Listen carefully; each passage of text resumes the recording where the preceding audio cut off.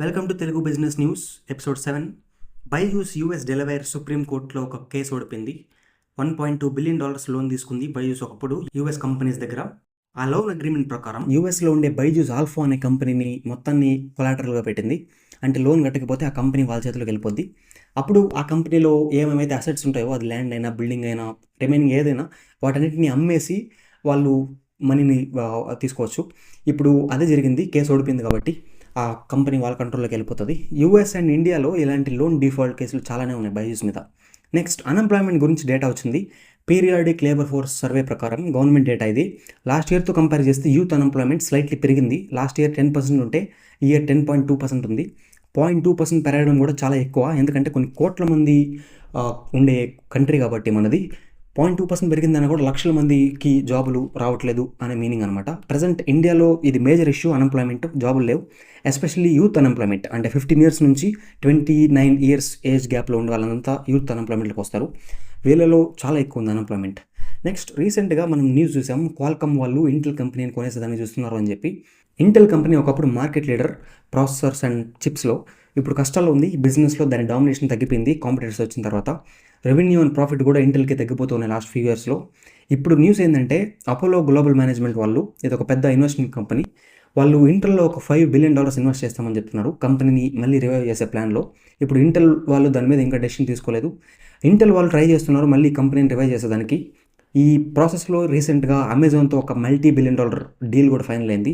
So చూడాలి సక్సెస్ఫుల్గా మళ్ళీ రివైవ్ అవుతుందా లేదా అనేది Intel. Next, self driving cars ఇప్పుడిప్పుడే ట్రెండింగ్ అవుతున్నాయి. గూగుల్ వాళ్ళది ఆల్రెడీ వేమో అనే కంపెనీ ఉంది. వాళ్ళు ఆల్రెడీ సెల్ఫ్ డ్రైవింగ్ ట్యాక్సీలను రన్ చేస్తున్నారు యూఎస్లో కొన్ని దగ్గరలో, San Francisco and Los Angeles for example. ఇప్పుడు ఆబ్వియస్లీ అది టెస్లాకి కాంపిటీషన్. ఇప్పుడు ఇలాన్ మస్క్ కూడా ట్వీట్ చేశాడు, మేము ఫ్యూచర్లో మేము కూడా తీసుకురాబోతున్నాము కంప్లీట్లీ సెల్ఫ్ డ్రైవింగ్ వెహికల్స్ అని చెప్పి. ఆల్రెడీ టెస్లా కార్లో ఫీచర్ ఉంది కానీ బట్ పర్ఫెక్ట్గా డ్రైవ్ అయితే చేయలేదు. మీరు పక్కనే ఉండాలి, అదేమన్నా కరెక్ట్గా చేయకుండా ఏదైనా చేస్తుందా అని చెప్పి. వేరే గూగుల్ వాళ్ళు వాళ్ళ సెల్ఫ్ డ్రైవింగ్ ట్యాక్సీలు, వేమో ట్యాక్సీలు అసలు మనిషి లేకుండానే బిజినెస్ చేస్తున్నాయి కంప్లీట్గా. మీరు యాప్లో బుక్ చేస్తే చాలు అదే వస్తుంది, అదే డ్రాప్ చేస్తుంది, అదే వెళ్ళి ఛార్జింగ్ కూడా పెట్టుకుంటుంది. మీరు మీ సొంతంగా కోడింగ్ నాలెడ్జ్ లేకుండా సింపుల్గా వెబ్సైట్ క్రియేట్ చేసుకోవాలి అంటే, అది మీ బిజినెస్కైనా, పర్సనల్ బ్రాండ్కైనా, దేనికైనా తెలుగు టెక్ గురించి వాళ్ళది వెబ్సైట్ డిజైనింగ్ మాస్టర్ కోర్స్ ఉంది. దాని యాక్చువల్ ప్రైస్ $5,000, బట్ ఇప్పుడు ఆఫర్లో $1,000కే వస్తుంది. నేను కూడా ఫ్యూచర్లో తెలుగు బిజినెస్ ఛానల్కి వెబ్సైట్ క్రియేట్ చేస్తాను, ఆ కోర్స్ జాయిన్ అయ్యి. సో మీరు కూడా జాయిన్ అవ్వాలంటే ఆ వెబ్సైట్ లింక్ కింద డిస్క్రిప్షన్లో ఇస్తాను, లేదంటే ఫస్ట్ వాళ్ళకి వాట్సాప్ చేయండి, నెంబర్ స్క్రీన్ మీద ఉంటుంది.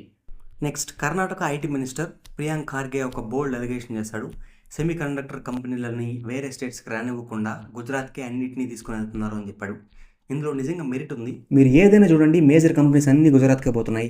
ఐపీఎల్ ఫైనల్ కూడా గుజరాత్లోనే జరుగుతుంది, వరల్డ్ కప్ ఫైనల్ కూడా గుజరాత్లోనే జరుగుతుంది, అది కూడా నరేంద్ర మోడీ స్టేడియంలోనే జరుగుతుంది. So prime minister of India అది గుజరాత్ కాబట్టి గుజరాత్కి ఒక ఫేవర్ అయితే ఉంది, ఉండాలి కానీ బట్ మరి ఇంత ఎక్కువ ఉండకూడదు. దీని మీద మీరు కూడా కమెంట్ చేయండి, మీ ఒపీనియన్ ఏందో. నెక్స్ట్, ఇండియాలో ఒక కొత్త ఎయిర్లైన్ రాబోతుంది. షాంక్ ఎయిర్ అనే కంపెనీకి గవర్నమెంట్ అప్రూవల్ వచ్చింది. దీనికి ముందు ఆకాశ ఎయిర్లైన్ అనే కంపెనీ వచ్చింది, కొత్త కంపెనీ. రాకేష్ జున్జున్వాలా, ఇండియాలో ఫేమస్ ఇన్వెస్టర్, చనిపోయాడు. ఆయన స్టార్ట్ చేశాడు ఆకాశ కంపెనీని. చూడాలి ఎంత సక్సెస్ఫుల్గా రన్ అవుతాయో ఈ కంపెనీస్ కొత్తవి లాంగ్ టర్మ్లో. నెక్స్ట్, ఒక ఇంట్రెస్టింగ్ డేటా వచ్చింది. ఇప్పుడు యూఎస్లో ఎలక్షన్ జరగబోతుంది, మీకు తెలుసో లేదో, నవంబర్లో Donald Trump versus Kamala Harris. వీళ్ళిద్దరికీ ఏ కంపెనీలు ఎక్కువ ఫండింగ్ ఇచ్చాయో డేటా చూడండి. Google and Microsoft top tech giants of the world. టెక్కే కాదు, world wide highest profit earn చేసే టాప్ 5 కంపెనీస్లో గూగుల్ అండ్ మైక్రోసాఫ్ట్ ఉంటాయి. వీళ్ళు కమలా హ్యారిస్కి టాప్ కంపెనీస్ అనమాట ఫండింగ్ ఇచ్చిన వాళ్ళలో.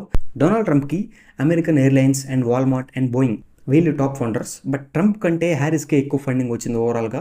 ఇంట్రెస్టింగ్ థింగ్ ఏంటంటే, major tech companies apart from Google and Microsoft, Apple, Nvidia, Oracle, Accenture, Adobe, Amazon, Facebook and Disney, వీళ్ళందరూ కమలా హ్యారిస్కి ఫండింగ్ ఇచ్చిన టాప్ లిస్ట్లో ఉన్నారు. ట్రంప్కి టాప్ టెక్ కంపెనీస్ పెద్దగా ఫండింగ్ ఇవ్వలేదు. ప్రజెంట్ ఇలాన్ మస్క్ చాలా పబ్లిక్గా డొనాల్డ్ ట్రంప్కి సపోర్ట్ చేస్తున్నాడు. కమలా హ్యారిస్కి ఎవరెవరైతే సపోర్ట్ చేస్తున్నారో వాళ్ళందరినీ క్రిటిసైజ్ కూడా చేస్తున్నాడు ట్వీట్లు పెట్టి. So this is it for this episode. Next episode miss అవ్వకుండా చూడాలి అంటే subscribe to the channel. You know that you control me. Guilty self-affliction.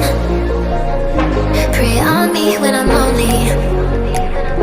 But now I'm your willing victim. My friends already told me, but I don't wanna listen.